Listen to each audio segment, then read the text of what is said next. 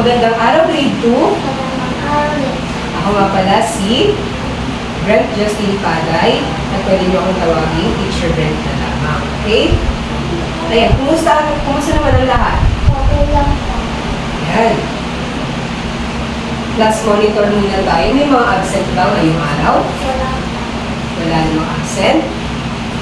Ayan, so bago tayo magsimula sa ating pag-aaral ay nais kong magbigay ng mga kanitulin sa inyo na dapat ninyong masunod habang tayo ay nag-aaral ngayon.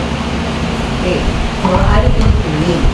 Una, ibasa nga. Makinig ang mga kapatid.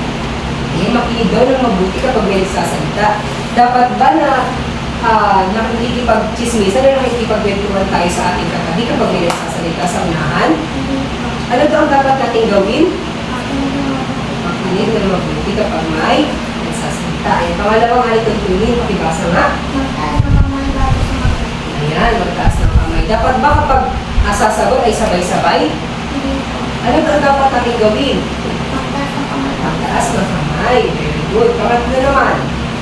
Iwasan ang kapatid. Iwasang makipag-usap kapag hindi kailangan. Pang-apat. Bawal ang bawat gawain ng kapatid. Yan, gawin daw ang gawain ng tapat at maayos. Ayan, mamaya ba kapag may ginagawa na kayo, dapat ba nakikipagkopyahan tayo sa ating team? Hindi po. Hindi. Ano daw ang dapat natin gawin? Bawal ang bawat ulan ng kapatid. Ang tapat at maayos. Sige, ang lima. Igalang kasa. Igalang ang klase at ang guro. Ayan. Ngayon, meron si teacher na inihandang mga layunin. Ito ay ang learning objectives. Ito ang unang layunin ni Teacher Brent. Natatalakay ang mga produkto at mga kaugnay na hanap buhay na naidilikha o nalilikha mula sa likas na yaman ng ating komunidad. Pangalawa naman ay naipapakita ang pagpapahalaga sa mga produktong lokal sa mga taong nagtatrabaho upang matugunan ang pangangailangan ng ating komunidad. Pangatlo naman at panghuli, nakabubuhit o nakagagawa ng simpleng ilustrasyon ng mga produktong nagmumula sa likas na yaman ng ating komunidad. Ngayon naman ay bago tayo dumako sa ating aralin, ay may papagawa muna si teacher. Ito ay ang gawain 1 or ayusin mo ako. Ayan, ano to? Ayusin ang mga ginagawang letra upang mabuo ang tamang salita. O sino ang gustong sumagot sa panguna? Sige, Krista. Sige nga.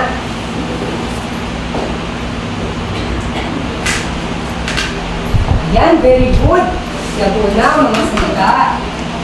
O, ano nga ang panguna? Hanap buhay. Hanap buhay. O, pangalawa naman ay pangatlo. Tama. Ayan, palakpakan nyo ang mga sarili. Palakpak. Ngayon naman ay may katanungan si teacher. Ano daw ano ang makikitang anong tubig dito sa lugar ng Mercedes? Kaya naman. Yes, very good. Dagat. Dagat ang anong tubig na makikita sa lugar ng Mercedes. Ngayon naman may papakita si teacher ng mga larawan. Sasabihin ninyo kung ito ay makikita or makukuha sa anong tubig ng Mercedes. Ito. Ano kaya ito? Ipon, makukuha ba natin ito sa anong tubig ng Mercedes? Ayan, very good. Ayan, pangalawa. Ito. Crab, makukuha ba natin ito? Ayan, very good. Ngayon naman may katanungan ulit si teacher. Ano mga produkto ang maaari natin gawin mula sa mga yamang tubig na ito or sa mga yamang ito? Halimbawa sa isda, ano ang pwede natin gawin sa isda? Pwede natin siyang tapahin o ano pa? Pwede natin siyang tuyo or idahin. Very good. Meron pa ulit katanungan si teacher. Ano ang mga produkto mayroon sa komunidad ng Mercedes? Ano daw ang mga produktong mayroon ng Mercedes? Ayan, very good. Pagtatapa, meron tayong produkto at tatapa. Kung ano naman daw ang kaugnay na hanap buhay, mayroon ang lugar ng Mercedes. Very good. Pangingisda, mayroong kaugnay na hanap buhay ang Mercedes ng pangingisda sapagkat sila ay malapit sa dagat or tinatawag natin anyong tubig ng Mercedes na dagat. Ngayon naman ay ano naman ang tawag sa mga bagay na makukuha natin sa anyong tubig? Ito ay yamang dagat. Very good. Mahalaga ba ang mga yamang tubig sa atin or mga yamang tubig sa atin? Yes. Bakit daw mahalaga sa atin ang mga yamang tubig? Sapagkat ito ay bibigay sa atin ng pagkain o hanap buhay sa ating mga magulang. Very good. Ngayon naman, kung may naintindihan ba sa ating pag-aaral ngayong araw? Ayan. Ngayon ay hahatiin ko kayo sa 3 grupo. Ayan. Meron tayo dito, pamantayan para sa pangkatang gawain. Kahusayan sa paglalakad, 5 points. Pagkamalikhain, 3 points. Pakikiisa sa gawain, 2 points. Ito ang pangkatang gawain natin. Ito ang pangunang, pangkatuan, pangkatuwa at pangkatlo. Ang gagawin ng pangkatuan ay dula-dulaan. Dula-dulaan ang gagawin nila, pero ang kanilang topic ay pangingisda. Sa pangkatalawa naman, pagkukunayin ng mga produkto sa uri ng hanap buhay ng mga tao sa lugar natin dito sa Mercedes. Pangkatlo naman ay gumamit ng mga likas na yaman na makukuha saan yung tubig. Very good.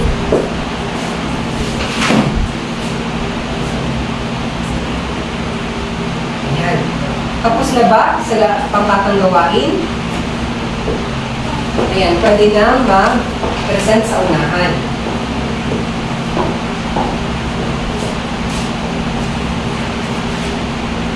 Yan, very good. Palakpakan ninyo ang inyong mga sarili. Napakahusay ang ginawa ninyong presentasyon. Ngayon naman, may katanungan ulit si teacher. Mabibilang ba natin ang mga yamang tubig na nakukuha natin sa ating komunidad? Kaya ba natin itong bilangin? Hindi. Bakit hindi natin kayang bilangin? Kasi napakarami nila, di ba? Ayan. Ano kaya, o paano natin masusukat ang dami ng tubig ng mga mangingisda sa mga yamang tubig? Ano kaya ang pwede natin gamitin para masukat ang dami ng mga huli ng mga mangingisda? Pwede tayong gumamit ng timbangan. Diba? Pwede tayong gumamit ng timbangan para malaman natin kung ano ang sukat ng mga huli ng mga mangingisda. Di ba sa mga isda, di ba? Hindi naman natin yun kaya bilangin isa-isa. Di ba? Lalo na kung mga dilis, mga paligid na isda. Alam, bilangin pa natin yun. Sumunod naman ay, ayun, gumagamit tayo ng timbangan o weighting scale para malaman natin ang sukat ng mga isda. O, ano-ano naman ang mga produkto ang mayroon na sa ating komunidad? Yan, isda, very good. O, ano-ano hanap buhay ang maaari natin ulit sa mga produkto sa ating komunidad? Ano hanap buhay daw ang maaari natin ulit? Pangingisda, very good. Palakpakan ninyo yung mga sarili. Ayan. Ano naman ang maaari mong maiambag upang mapangalagaan ang mga likas na yaman sa ating komunidad? Ano daw ang maaari mong maiambag upang mapangalagaan? Ayan, dapat hindi tayo magtatapon ng basura sa yamang dagat. Dapat natin ito pamalagaan. Diba? Tama ba? Ayan. Ngayon naman ay may papagawa si teacher na ang gawain 2. Dito naman, ang gagawin ninyo ay tutukuyin lamang ang mga larawan, isulat sa patlang ang mga produkto at kaugnay na hanap buhay nito at piliin ang sagot sa loob ng pakon. Sino ang gusto sumagot sa pakuna? Ayan, ipili lamang dito. O, sige nga, Crystal, hanapin mo nga dyan ang pagdadaing. Masayili hanapin mo nga ang pagtatapa. Kasi hanapin mo naman ang pagtutuyo. Yan, ito ang take ni teacher, oh. Ito kayo magkuha ang pagtutuyo sa teacher na. Yan.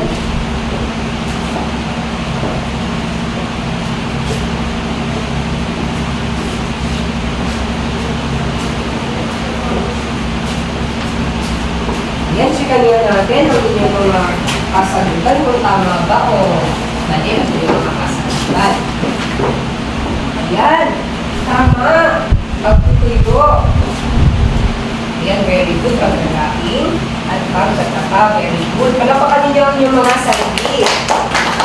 Ngayon naman ay dadako na tayo sa ating huling gawain. Ito ang takdang aralin. Ngayon naman ay sa takdang aralin ito ay magdadala kayo ng larawan ng mga likas na yaman na makikita sa anyong lupa naman. Naintindihan ba ninyo ang ating mga pinag-aralan ngayong araw? Opo. Ano nga ang ating pinag-aralan?